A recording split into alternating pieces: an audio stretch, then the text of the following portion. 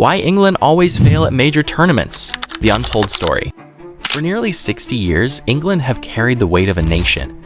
Every tournament begins with hope. Every tournament ends with heartbreak. The country that gave football to the world has won just one major trophy since 1966. So why does it keep happening? Is it bad luck? Pressure?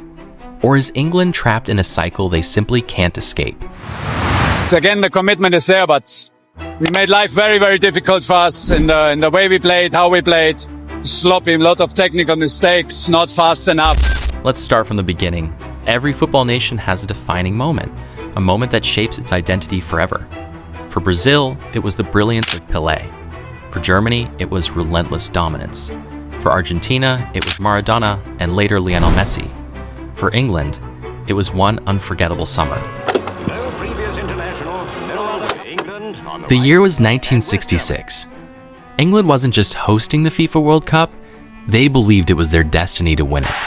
After all, football had been born on English soil. The rules of the modern game were written here. The world's greatest sport was England's gift to humanity. Standing on the touchline was a man who believed more than anyone else. His name was Alf Ramsey. Unlike many managers of his era, Ramsey ignored tradition. He built a disciplined team instead of relying on flashy football. Critics questioned his methods. Many even doubted England could win the tournament. But Ramsey had complete faith in his players. Captain Bobby Moore, midfield genius Bobby Charlton, and a striker whose name would become immortal, Geoff Hurst. Match after match, England grew stronger. The nation began to believe. Every victory brought them one step closer to history. Then came July 30th, 1966. Wembley Stadium. 96,000 people packed into the stands. Millions more watched around the world. England stood just one game away from immortality. Their opponents were West Germany, one of Europe's strongest footballing nations. It was a final filled with drama, goals, nerves, and one of football's most controversial moments. Did the ball cross the line? To this day, football fans still argue about it. But the referee awarded the goal, and history was made. Geoff Hurst completed the only hat-trick ever scored in a men's World Cup final. England won 4-2. For the first time, and so far the only time, they were world champions. As Bobby Moore lifted the Jules Rimet Trophy into the London sky, nobody inside Wembley could have imagined what would happen next. They believed this was the beginning of an era. Instead, it became the beginning of a lifetime of expectation. Every generation that followed inherited more than just an England shirt. They inherited the weight of 1966, and with every passing tournament, that weight only became heavier. Winning the World Cup should have marked the beginning of England's dominance. Instead, it became the beginning of decades of disappointment. Every tournament carried the same expectation. Every generation was told they could repeat the heroes of 1966. But football had changed. The rest of the world had caught up. Many of England's 1966 heroes were growing older. Bobby Charlton, Bobby Moore, Geoff Hurst, legends who had carried England to the top of world football could not play forever. Replacing greatness proved far more difficult than anyone expected. England still had talented players, but they no longer had the unbeatable team that had conquered the world. England entered the 1970 World Cup in Mexico as defending champions. Many believed they could do it again, and for a while, it looked possible, until they met West Germany once again. England led 2-0, victory looked certain. But football has a cruel habit of changing everything in just a few minutes. West Germany scored once, then again. The match went into extra time. England were exhausted, then came the winning goal. From 2-0 up, England were out. What followed shocked the football world. England failed to qualify for the 1974 World Cup. They failed again in 1978. The country that invented football wasn't even appearing on football's biggest stage. While Brazil dazzled the world, Germany kept competing. Argentina became world champions. England watched from home. After years of frustration, hope finally returned.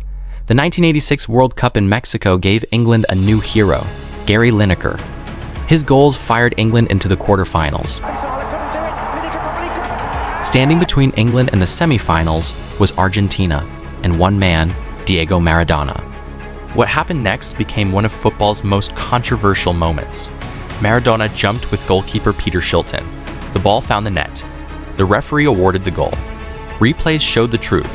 Maradona had punched the ball into the goal. He later called it a little with the head of Maradona and a little with the hand of God.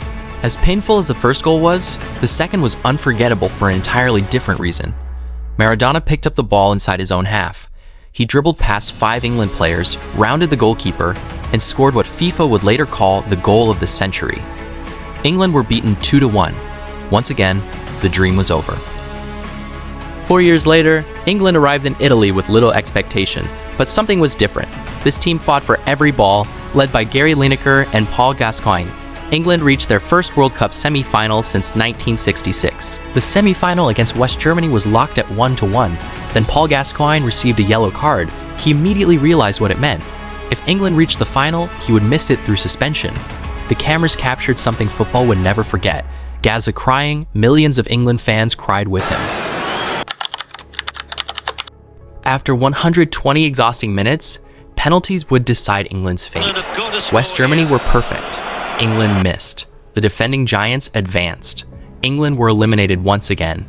It wasn't just another defeat. It marked the beginning of something much darker, a fear that would haunt England for decades.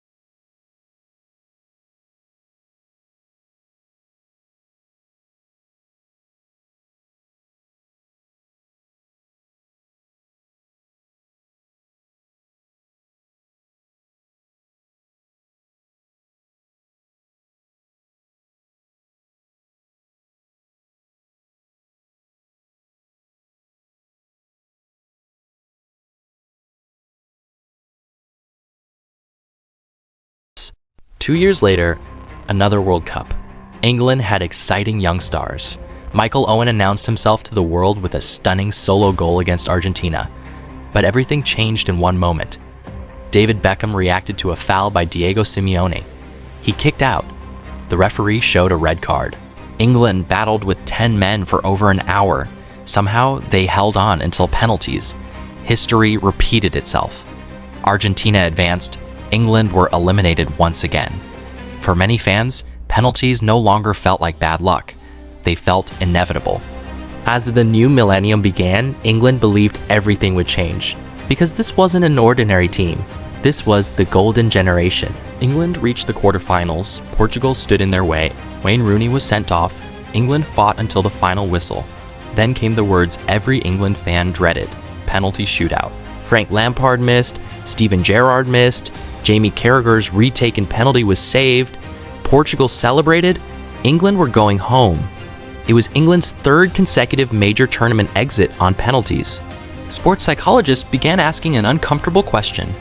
Was England's biggest opponent actually themselves?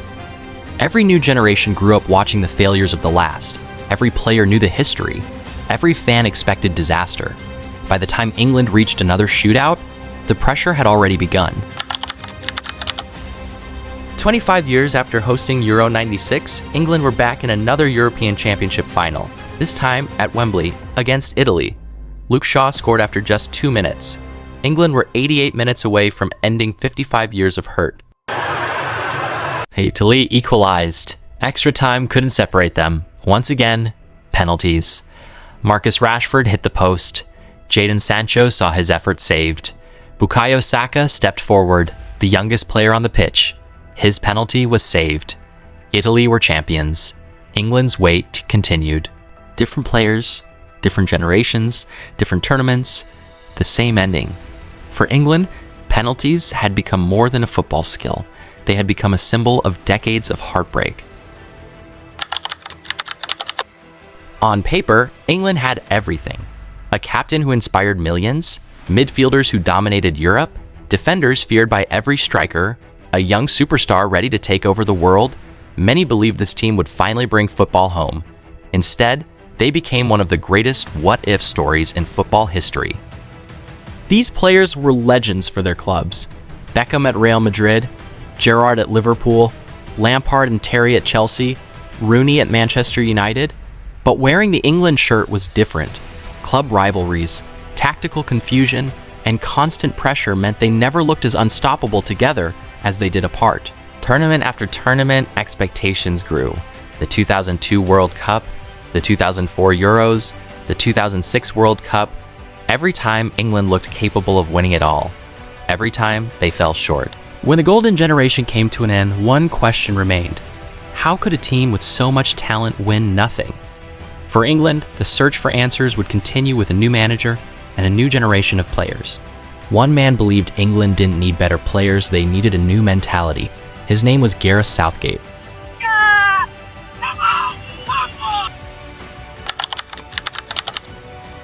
By 2016, England had reached rock bottom. A shocking defeat to Iceland at Euro 2016 left the nation embarrassed. Fans demanded change. Even if we lost, I didn't think we'd lose this way. The old approach had failed. That's when the Football Association turned to a man who understood England's pain better than anyone, Gareth Southgate. Southgate wasn't just trying to build a better team, he wanted to change England's mentality. He encouraged players to express themselves, embrace pressure, and play without fear.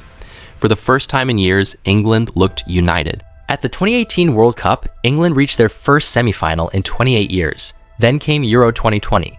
England reached their first major final since 1966. The dream felt closer than ever. Felt as if we went out in group stage. 24 hours later, we have the biggest success in 60 years. But football can be cruel. Italy equalized in the final and England lost on penalties. Despite the heartbreak, something had changed. England were no longer underachievers. They were genuine contenders. Southgate had transformed England, but one question still remained. If England now had the talent, the manager, and the belief, why did they still fall short when it mattered most? To answer that, we have to look beyond the football pitch itself. So why does England always fall short? It's not a lack of talent. Every generation has produced world-class players capable of winning the biggest trophies. The problem runs much deeper. Every tournament begins with hope, but with hope comes pressure.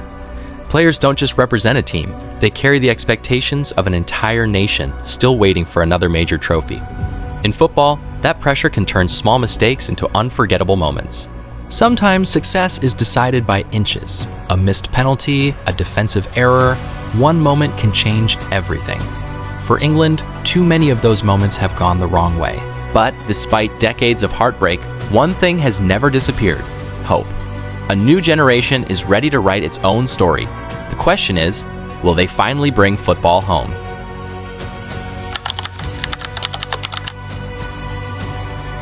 After decades of heartbreak, one question remains. Can England finally end the wait? For the first time in years, there is genuine reason to believe. This England team is young, fearless, and incredibly talented.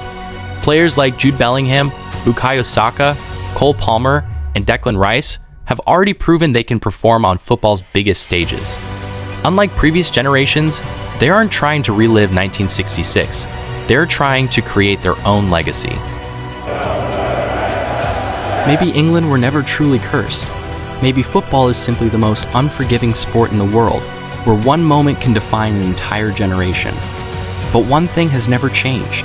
England always believes it.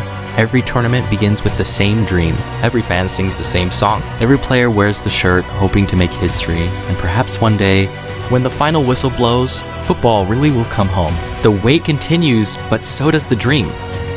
Thanks for watching. If you enjoyed this documentary, subscribe for more untold football stories.